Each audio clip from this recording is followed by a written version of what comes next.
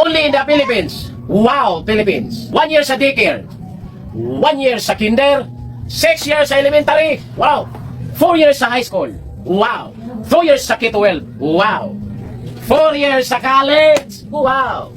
Total 18 years schooling. Pag-apply ng trabaho, pagkatapos mag-aral. Requirements. Diploma. Hindi pa binigay. AOR. Hindi pa rin binigay kasi may utang sa school. Resume, biodata lang yung dala, hindi pa tanggap. Barangay clearance.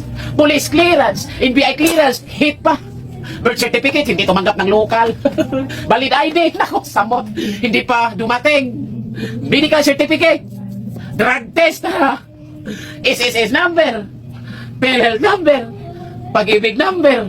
BIR number. Aming pang number. With work experience. Kaka-graduate pa nga lang with work experience. Tapos may pahabol pa.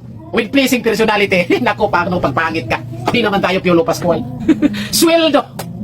435 minimum wage earner Cebu. Cebu reta. South Korea. South Korea. Walang schooling.